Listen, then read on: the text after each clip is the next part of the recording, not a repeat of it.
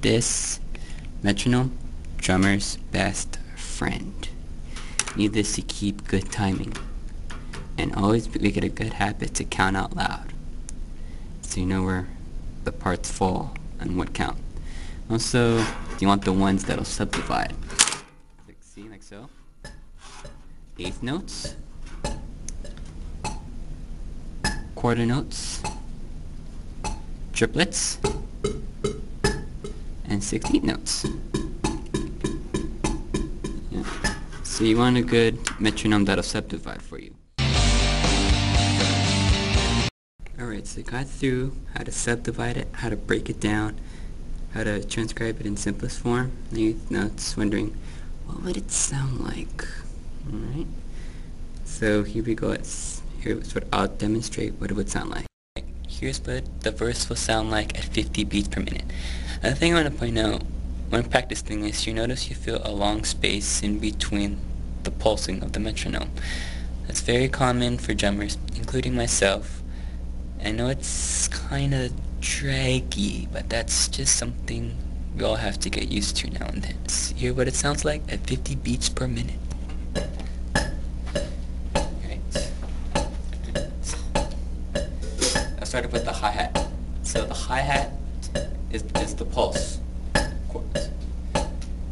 1 and 2 and 3 and 4 and 1 and 2 and 3 and 4 and 2 and 2 and 3 and 4 and 2 and now snare drum on 2 and the end of 3. Let's see what it sounds like.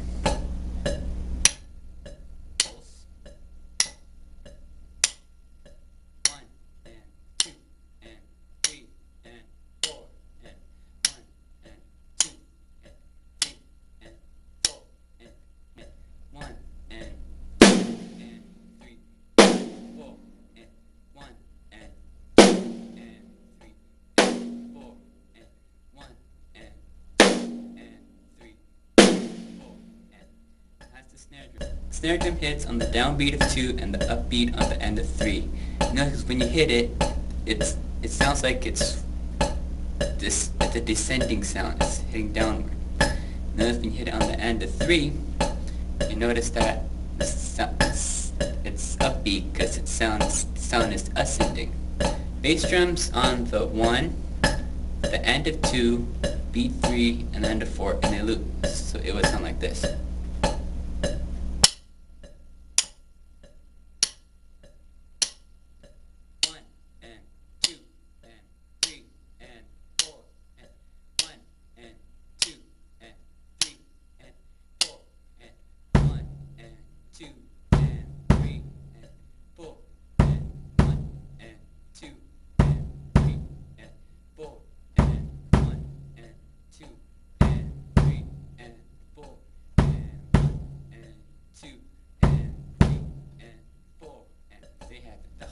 Snare drum and the bass drum at 50 beats per minute.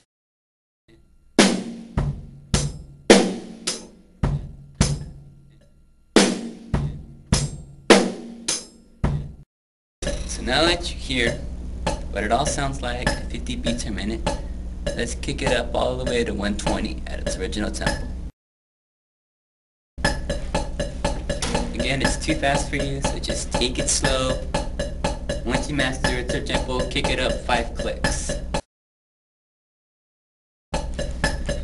Again, make it a good habit to count out loud as you play, along with the click.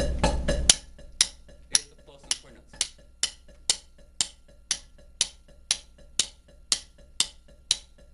1 and 2 and 3 and 4 and 1 and 2 and 3 and 4 and 1 and 2 and 3 and 4 and 1 and 2 and 3 and 4.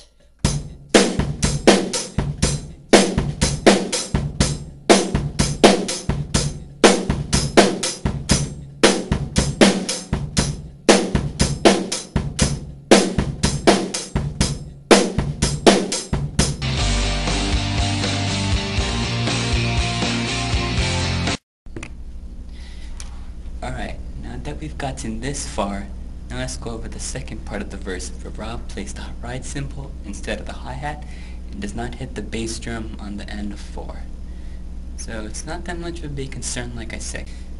A good timekeeping method I learned here at MI in Hollywood, California is that at least while your right hand, left hand, and your right foot is doing something, have your left foot do something as well. Like, first I'll demonstrate what it looks like when you don't move your left foot much.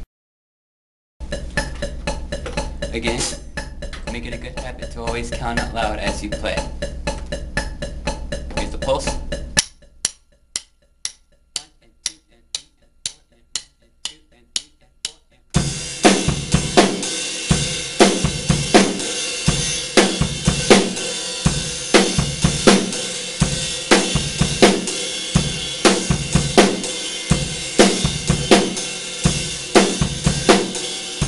Notice my left foot did nothing. It just sat there, like a bump on a log. Alright, now, here it is again, except my left foot is opening on the snare drum, so I'm 2 and the end of 3. Ready? Pulse. Counting out loud. 1 and 2 and 3 and 4 and 1 and 2 and 3 and 4 and 1 and 2 and 3 and 4 and 1 and 2 and 3 and 4.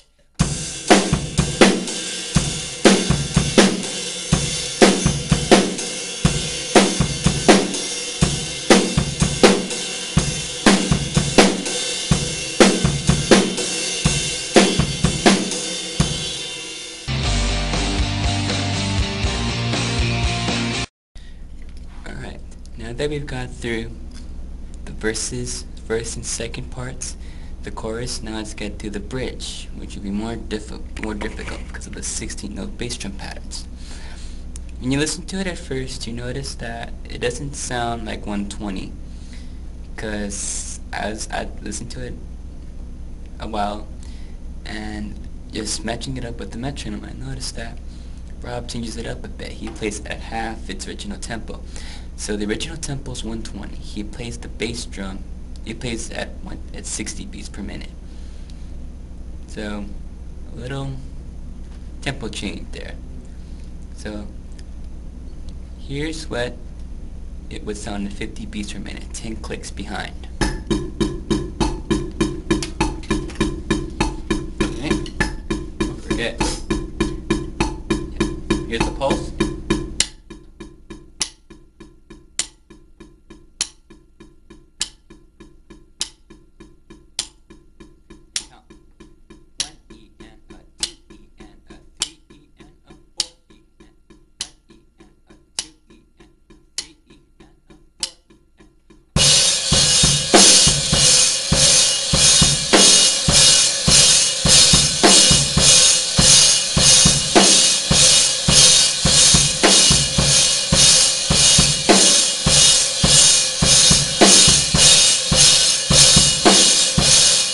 Here's what it would sound like at 60, the tempo at which the bridge is played. It's a little bit, quite faster.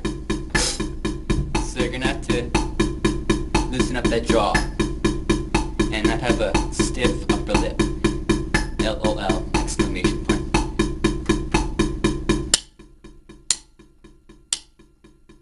Again.